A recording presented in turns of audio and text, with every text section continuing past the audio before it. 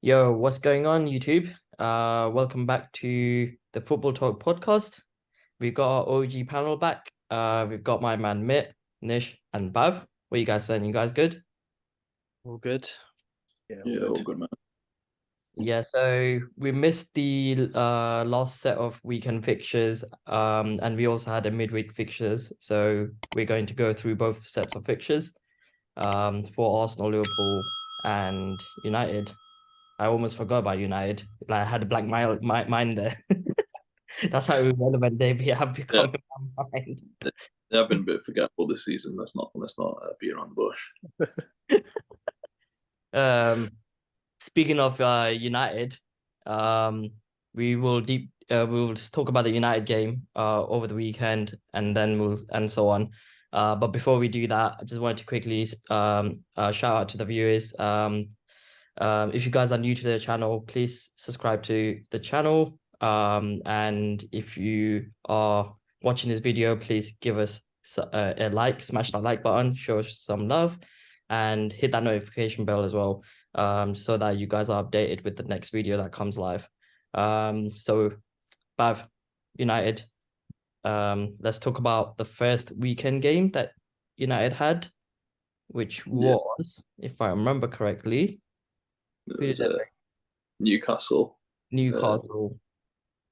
that was a dreadful game. Absolutely diabolical performance from United. There's actually nothing positive to take out of the game. I think if you could take a positive, it was that was only 1-0, and the goal difference didn't come down even more than it already has. Um, front three were, in particular, weren't doing anything. Martial and Rashford, and they were hauled off after an hour, but you wouldn't even know they were playing the way that the game was going. No pressing, no runs in behind, absolutely nothing. Going to Newcastle, they pressed us quite well, and they were quite intense team at St James's, but it was an absolutely dreadful performance. No control in the midfield. You got Bruno and McTominay just leaving Mainu with all that space to cover. Absolutely no chance, and Newcastle took full advantage, and well, good value for their win. Should have been 3 or 4, to be fair. Did you both watch the game as well? If you did, what's your opinion on it? Yeah, Newcastle thoroughly deserved the win. They peppered United. I agree with Bav. It should have been at least another two goals in there. United, I don't like. I didn't see what the style was in that game. Like they tried to play out from the back, and it would just go like they would hoof it afterwards, and it was just awful to watch. It felt like a relegation team going to St James's Park there and trying to play. But yeah, United were absolutely awful, and yeah, Newcastle thoroughly deserved that win. Yeah, no, I thought the same thing. That front three against Newcastle did absolutely nothing. There was no energy whatsoever. It felt like uh Man United were playing with, was it 8 men? Those front three did absolutely nothing. So whenever Newcastle will attack, you'll just see Rashford just walking and just letting the guy run all the way past him. And I think that's what's changed from what yesterday's game to the weekend. So yeah, I think if they just get more energy, then that's it. They'll play fine. They'll play good.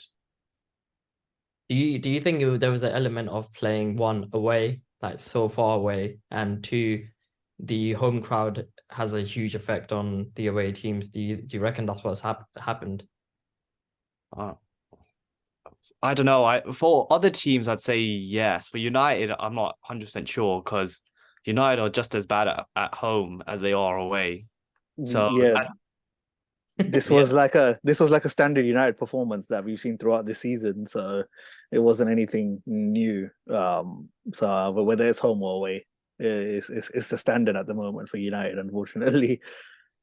What, like, it pains me to see United performing like this. Like, what is actually, like, we speak about the bad performance week in week out, Bav, but is like, do you think he needs to go? Ten Hag needs to go because it seems Yeah, I like think players might not be playing for him. there is an element of that. I think against Newcastle there was a lot of very lack of application from a lot of the players. But you've seen once a lot of the players, there's a lot of changes for the team that played on Wednesday, and you saw that wasn't a team that had given up on the manager. Those players were pressing high. They were more full of energy. There's just certain individuals who just don't want to, they've given up on the manager, and I think those players they need to be shifted ASAP. But if you get rid of him, who do you get in? There's who's going to change all this? There's only so many times you can change the manager. We've been down this road before with Ole and Mourinho. The players threw him under the bus, and there's only so many times you can, say it's the manager. Some of these players, Keane said it before, lepers don't change their spots, and a lot of these players just, they aren't professional. Would You you? played, they played really well against Chelsea, though. That was yeah, like you said, like the energy. Like I've never seen United players run like that this whole season, and somehow that looked like a team you would be scared to play against. Just but about the chances you created and stuff like that. Even though you're still giving away chances, you actually played really well. But that's where my question comes in.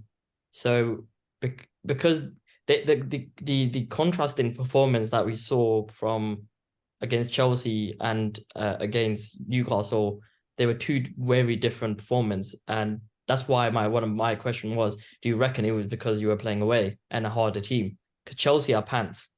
So if you're going to play with someone easier, you're going to play good football. That's what I see it as.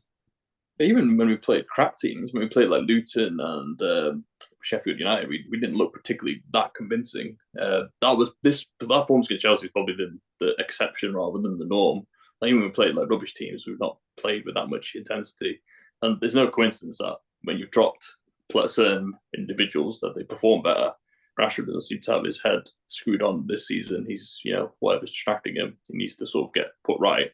A bit of time on the bench wouldn't do him any harm. But when you change that intensity, when you've got players more eager to play, like Højlund is night and day compared to Martial. He presses those centre backs, he keeps them pushed back. Antony's turned up a little bit. He's got a bit of form. He's not producing anything, but at least he's tracking back, producing turnovers, and Garnacho is looking good as well on the left hand side. I don't think you can drop him. So going with that sort of front three, you've got a lot more better platform to defend than you do if you've got no one who's actually tracking runners or pressing. Yeah, it seems like Rashford goes through this year in, not year in, year out. Every bi-yearly, every 2 years he goes off form and then he becomes a superstar and type of player. I don't know why is that happening with him. Like, why is it so inconsistency? Like, it boils down to mentality. If you can't, he's been played under several managers now, and he's had this up and down, and it comes down to how you prepare for a game.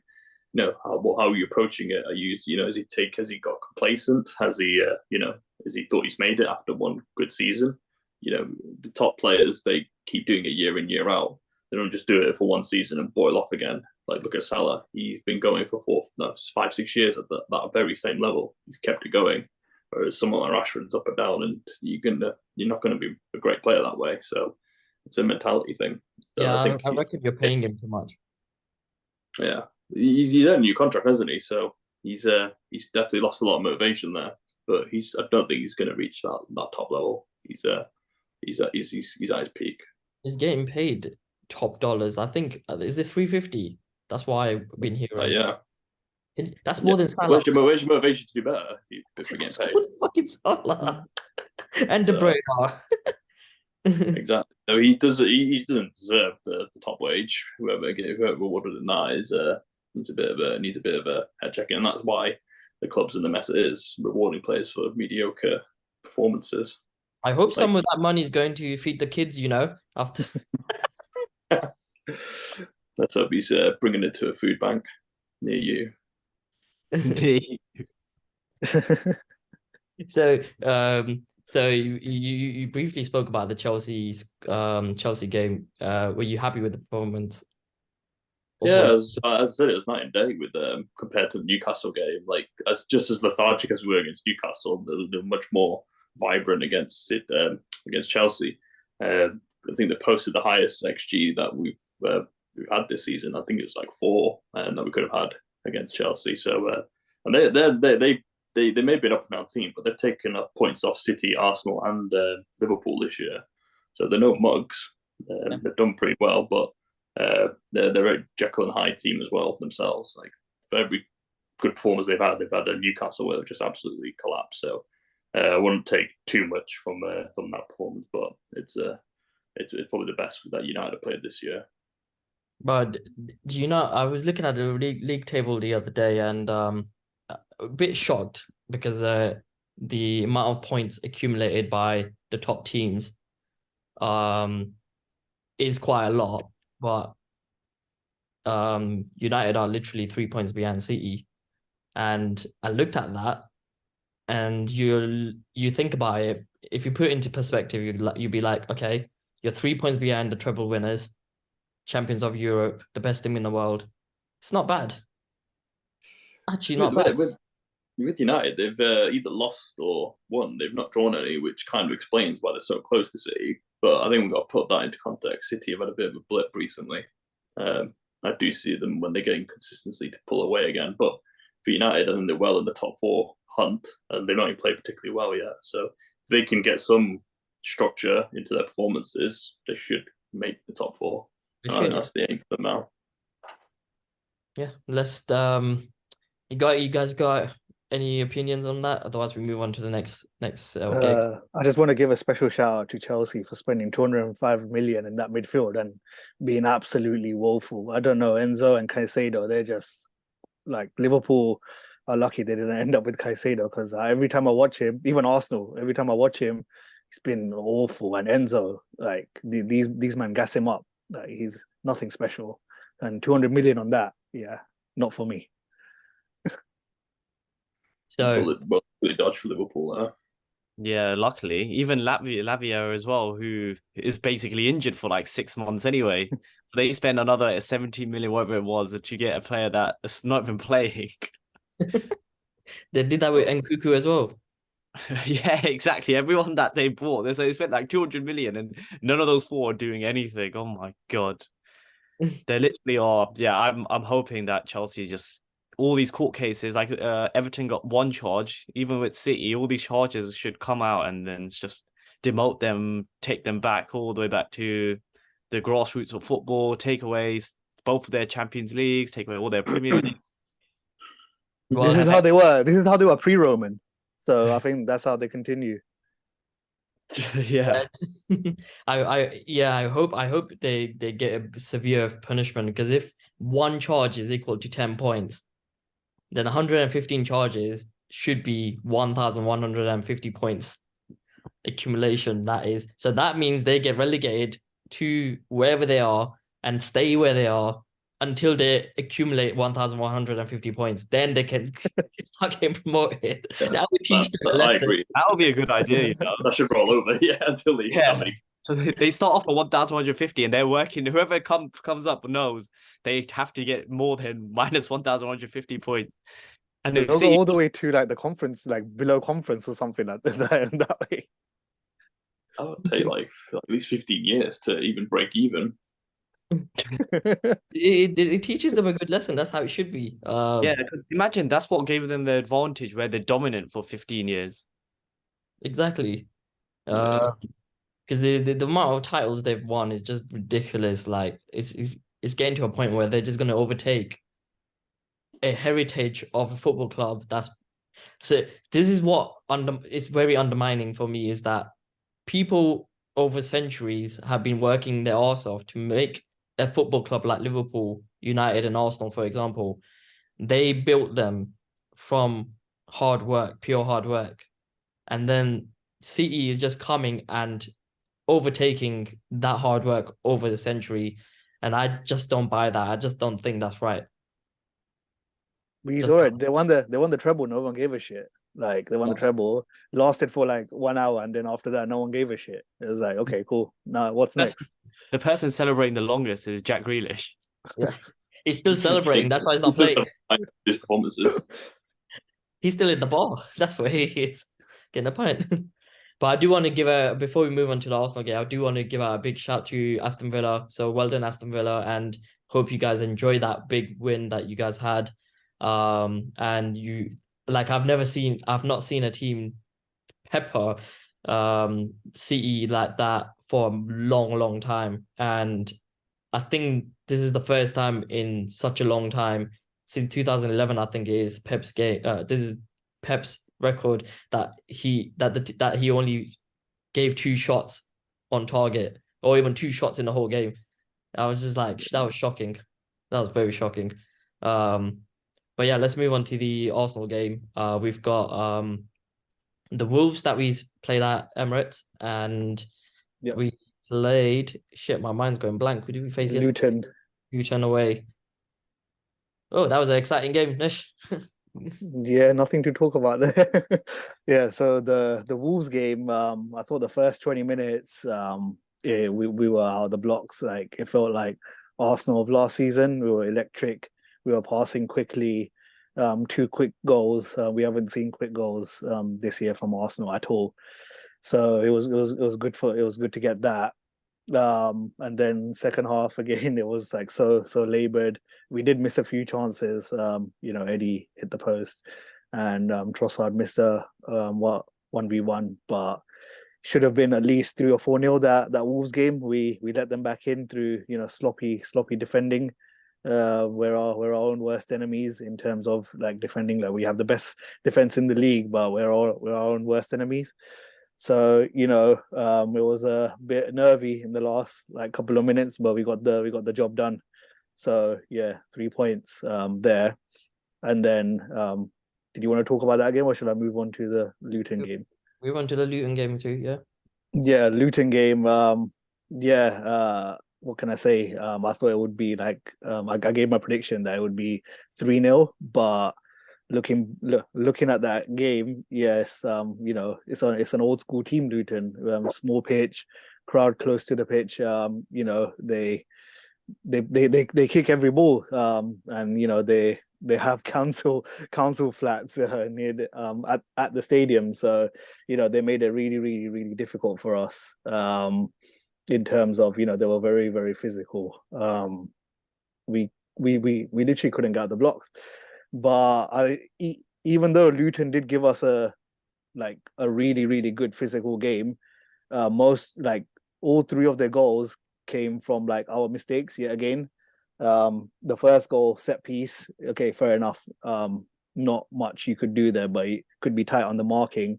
Second goal, Raya, that should be his bread and butter. He should have come out, collected the cross, and yeah, it should have been a counter attack. And the third goal, just went under him. I don't know what he was doing. We got 2 absolutely average, pathetic keepers.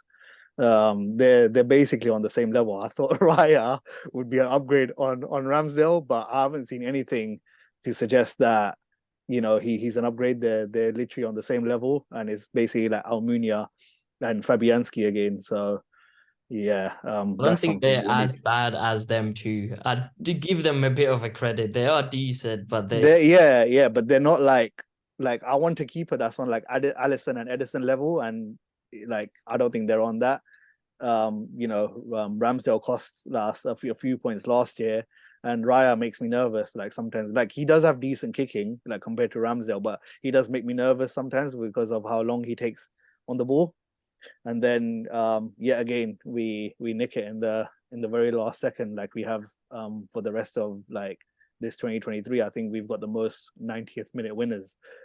So yeah, it was good to get the 3 points, but we made it so difficult for ourselves. I think we did end up deserving winners because we created numerous chances, but again, the sloppiness is just like annoying, and most of it comes from like the keeper, and it's just annoying. Do you after we scored that winning goal on the 96th minute, Declan Rice, were you running around the house shouting by any chance? Yeah, of course. You get a 90th minute winner. I don't care if it's like Luton or if it's like a League One team. You get a 90th minute winner, you have to celebrate. And it made us go 6 clear of City, 2 clear of Liverpool. So yeah, you have to take all these moments in. Even though last year we had 2 of them, Jorginho and Nelson, and they didn't count for shit. But you know, You lot, you have to take them in. you're not gonna be the Premier League champions. It's just that. I don't know how many times you've done it this season. Literally, it feels like once every 2 games, you win the game in the for 89-minute plus. So I can remember what Man United you did it, Man City you did it, you've done it against Luton. There's probably more you've done it this season on its own. That's more than I can count you've ever done in the last 10 years. Yeah, they're gonna rename Fergie time Arteta time now. It's literally like, it should be named after him, especially after in 2023, we've literally been like the 90th minute kings in terms of like scoring late goals. So credit to the team, like, they show character to do that, and Arteta has instilled that in them. What's your take on this, Matt? On the games? First game, that one I thought, well, once you went 2-0 up, I thought the game was done. But again, when they did score in the 80th minute, then you could see the fragility of the mindset where they could have scored, it could have been 2-2. It wasn't as comfy as it should have been throughout the game. Like, you had the chance to kill it off, but that just scoring does you can see the nerves that do come back into the Arsenal team. And for the Luton one, I was not expecting that type of football. I thought it was just going to be, I thought it would be 0-0 and then Arsenal just getting a goal, not winning 4-3. But I told you when it was 3-2 to them, I told you, like, guarantee you that you're going to win it. No matter what, you're going to win it. It's just the jamminess. It feels like the FIFA script just all over this. It's you're just destined for that ball to end up in the back of the net no matter what.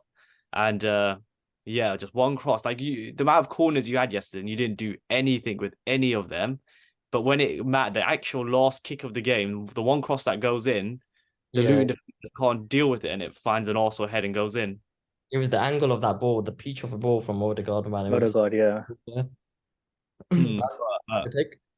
Yeah, a lot of what's been said already, but I think Saturday was a regulation win. Arsenal seem to have that, I guess, aura about them now that they'll win a lot of games against, the fodder in the league. Then the results are never really in doubt. It did get a bit nervy, but I think you were good value for that win. And again, the quality shown through. And then on there was a bit of a thriller of a game with Luton. The amount of, I was saying, the field tilt was heavily in your favour. You were peppering that, not peppering the goal, but you had a lot of the play. You were controlling that game from the very first minute. So I wasn't surprised when you did score, because you had a lot of the ball, you were controlling it. If anyone was going to get a winner, it was you guys. And it's a good habit to get late winners, particularly away from home. I don't think you're going to complain. You got 6 points now when you would have ended up with 2 with Brentford and Luton. So that shows, and yeah, I think it's gonna stand you in good stead for the rest of the season that you've got this winning habit, and it's going to instill confidence in the rest of the team. So, quick dive into the winner, Declan Rice. Nish, is he worth 100 million? Is he worth more than 100 now? Are you happy with that signing now?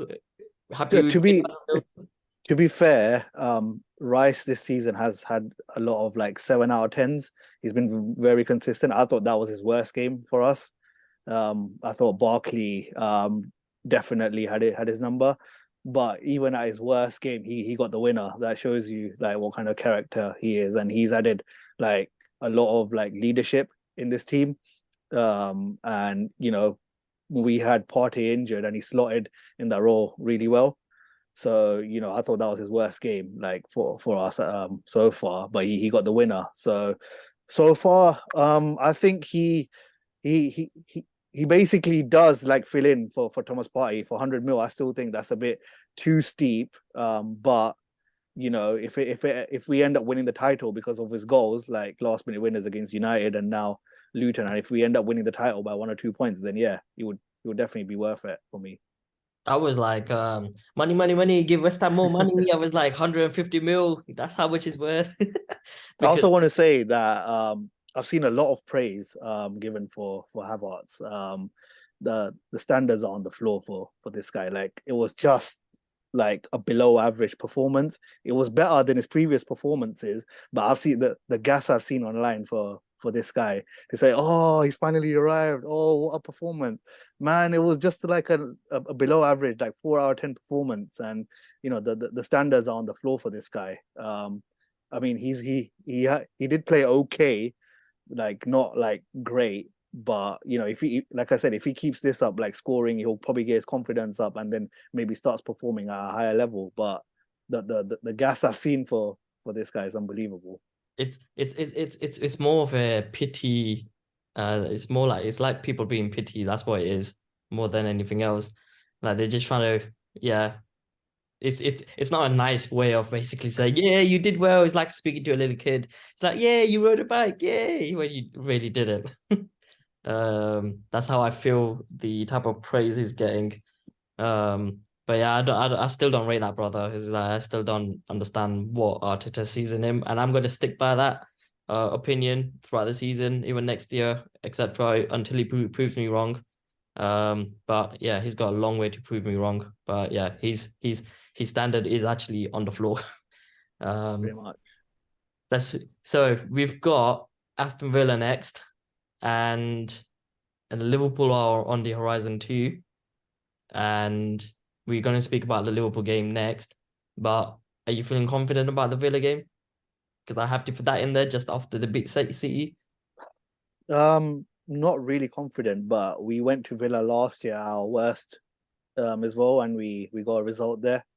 And I don't feel like I still feel we'll be able to beat them at Villa Park, even though they just coming from a high, beating City, the first 10-15 minutes will be crucial because they're going to be pressing us, they're going to be in our faces, but I still think we'll get a result. They're going to have 1 day less extra rest compared to us as well, so that's going to be crucial as well. So yeah, I think like I'll give my prediction later, but I still think we'll win. We got an extra day rest. Yeah, we got extra day less. They got one day less, basically. Correct that. All right, let's move on to Liverpool game. So Liverpool faced. Why am I mind going so blank? Fulham and Fulham and Oh yeah, Fulham. That was a fun game, Fulham game. Yeah, go admit. Yeah, Fulham. It reminded me of the Luton game a bit. You went exactly the same way, didn't it? But the difference was from our side, our goals we conceded was all down to errors, and all our goals were basically wonder goals. That's what it was, and the wonder goals outdid the errors. Dimout Kelleher, I still think he's a good goalkeeper. He is actually, when he gets put in the Premier League, he's just so crap. When you put him in a cup, he's just a totally different keeper. Well, he did do well against Sheffield United, but in the Fulham game, he literally gave away 2 of the goals. Both of them right straight at him. One went through his legs. The other just went under him, similar to the Rio goal. But yeah, I was still deciding which I thought was my favorite goal from the Liverpool side. I'll still give it to McAllister. I think that's probably the best way to score your first ever goal for the club. Just a half volley from like 30 yards. And then Trent will finally woke up. As soon as he gets his 1 goal assist, it's just kicked him on. He's just started on a rampage now. So every game he's got a goal or assist now. He was our man of the match against Fulham. I think moving him into midfield, like you said like a few weeks ago, would I do it? I would want to do it, but we don't have the cover to be able to do that. Because even with Matip injured now, he's out for the season. That might have even been his last Liverpool game for us. Literally, the only person we got as a backup in defense now, as for both right back, left back, and centre back, is Gomez. So I don't know how he's gonna. If we get 2 injuries, he's gonna have to play all those positions by himself somehow. So I think in the January transfer window, we definitely need to invest in. We need some sort of coverage. We need some more defenders coming in, whether it be finding someone cheap like Endo. Shout out to Endo for. He started our comeback to get us the 2 goals in 2 minutes against Fulham. So now just moving over to the Sheffield United game, I thought that was more of a, how do I say it? More of a typical performance I'd expect from Liverpool, where we just control the game. We did find it hard to create chances. When it comes to the bottom 3, we struggle quite a bit to open them up. I thought we deserved to win, and we got a goal from a corner. And then from there, I don't think Sheffield United did anything. They just wanted claim for penalties and stuff like that, which would have been harsh to give anyway. But I don't think they troubled us in any way. And then you always have Darwin coming along and missing a 1-on-1. I don't think you'll ever see a Liverpool game and that won't happen. But yeah, that's why I thought the Sheffield United game was just more controlled. I thought we deserved the win, and at least now we're 4 points clear of City too, and we're still up on your tail too as well. So, guys, your thoughts on Liverpool's performance, and title challenges? Yeah, I didn't expect Liverpool to be challenging for the title this season, but they actually are, and it just shows all they needed was a little bit of tweak in that midfield. And they're looking really good. They got the best goal difference in the league at the moment, and they seem like the old Liverpool. They were slowly sneaking into going under the radar, as Bav I think alluded to a couple of weeks ago. But now they could end up going top at the weekend. So they are looking good for the title. Do I think they'll win the title? No, but I still think they'll be up there come the end of the season, and it's interesting now because it's like it's a 3-horse race. So it'll be interesting to see what happens because I still don't think City will go away. So yeah, credit to them. Yeah, I agree. Liverpool, as I've said a while back, they've just been ticking over. They seem to have that aura now back where they just win games, either by playing really well or just blowing the opposition away or, just scoring screamers, whatever they need to do to get the job done, they seem to do it. So for me, they're title challengers. I don't know if they'll have the legs to go all the way. I feel like they're a bit light in defence, as Mitt said. Maybe one more injury in the back, and then they'll probably, be a lot more inconsistent with performances, and it does wreck the balance because, as we saw a few years ago, they have a few injuries in the back. They seem to lose a lot of balance in that team. So they just got to hope that the defenders stay fit. So, Mitt, do you think you'll win or challenge the title? Yeah, of course I have to believe that, don't I? Otherwise, I'll be boring watching football because But last year you didn't believe that. Yeah, but then I was more believing we could get top 4. If I don't believe we're going to get the title, then this season's going to be boring for me because I think we're guaranteed top 4. Then it's just me watching the football, not hoping that we would win the league. I think it's good that City aren't as strong as they were last year. So it's evened it out between everyone that's competing for the title. And it's like literally everyone's still quite close to the top spot anyway. Like even United are slowly sneaking in with their like 0 goal difference. Somehow. I don't think they'll. But it just shows how competitive our league is. It's like anything could happen. It takes only a week or 2 for everything to change. Where in 2 weeks' time, you could see me going. You could ask the same question. Do you think you're in the title race? I'll be like, no. I think now we'll just go for top 4 now. We also have to remember Liverpool have gone all the way as well. They've been there and done that. They've gone toe to toe with City as well, so they have that in the back pocket as well. They know what it takes to win the title and challenge for the title. So I think they will be up there come May. Again, I don't see them winning it, but they know what it takes to be in a title race. So I don't think they'll get flustered at all. Yeah, that's true.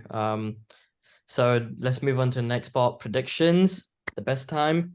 So Mitt, do you want to take the floor and tell us where the league standing is and how many points we accumulated from those 2 sets of games?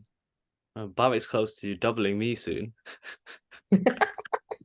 He predicted he got which result? He got the Liverpool result correct, and he predicted Arsenal to win. And all of 3 of us just predicted not the correct score, but the results for Arsenal and Liverpool. No one predicted United to win. Shows the faith we all have in United. But yeah, Barb's top with 45 points. Then it's Nish on 37. Then Rish on 35, and me on 28. At least next week I should be hitting the 30s mark. How have I gone 2 points behind Nish now? You were always behind him by 2 points. Or was I? Yeah. How have I not caught up to you by 1 point yet? But yeah, the United game. United are facing who?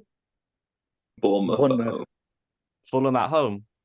Yeah, Wow, what do you No, think the score's going to be? Bournemouth, not Fulham. Oh, Bournemouth. Bournemouth. It's going to be a typical boring United match where they job around for a lot of the game, but we'll sneak a scrappy goal. I'm expecting 1-0 United. Nish. Do I go with the same or do I be different, try and catch him up, or do I? I'll go 2-1 to United. I'll try and go different. I need to catch up. Fulham have recently won 5-0, right? Bournemouth. Bournemouth. Bournemouth, oh, fuck's sake. Yeah, I have no hope in that. I don't have any hope to that shitty team. Yeah, I'm going to be... Would United concede? Yes, they will, because they go on 2-1 for me too. 2-1 United. I'm I was gonna quite go. brave, for saying 1-0. Yeah, I'm gonna go 2-1 as well. United. They have. This could either go well for you or you could be dragged right back in. Yeah. Or it'll be some stupid scoreline and none of us get anything. Well, we'll get 1 point each. It could be like 3-2 or 2-0, something Or dumb. 4-3 Or Bournemouth could win. or 5-4. Or it could be a draw. And then we're all out the window. And then Liverpool have Palace away. But what do you think the score's going to be? I know Klopp always moans about the midday kickoff, but Palace are dire, so I think they'll be comfy in this game. I'm going to go 2-0 Liverpool. Nish? Yeah, I think Liverpool will be comfy even though they haven't won a 12:30 kickoff yet. Yeah, I say 2-0 to Liverpool as well. Oh my God, Palace's form right now is loss, draw, loss. They are due for a win at some point. Would it be this Saturday? I think it's gonna be because it's Liverpool in town. Usually, smaller teams tend to give more energy to the bigger teams. Yeah, I think it's Liverpool's win. Even if it's at 12:30, it's gonna be too comfortable for them. It's Roy Hodgson, isn't he? He's just gonna drop around. I'll go for 2-1 Liverpool. Oh, I don't even think we'll win, but I'm just gonna back my losses and go 2-0 to Liverpool. I can't let Bobby go double my score. My man must match all my scores so he doesn't go double. Doesn't go too far. That will help me catch up these two as well. We're just making up numbers right now. And then Arsenal are facing Aston Villa at Villa Park. Yep. Bob, what do you think the score's going to be? Oh, I think this one's a tough one. Arsenal have got good momentum now. I think it'll be 2-1 to them. Nish? Yeah, even though they just beat City, I still think we'll beat them. I say 2-1 as well. I don't want to back Arsenal, but I don't think we'll win. I don't think so. After seeing that performance, there's no way we will be able to win that. I think it's going to be a draw. I think it will be a 1-1. I think it will be 2-2. Right. Done. Predictions done. All right, let's wrap it up, guys. Yeah, so see you guys all next week. If you guys are new to the channel, please subscribe. Make sure you hit the notification bell so you get the new videos coming up when we upload them. And also, please smash that like button, share some love, and see you guys next week.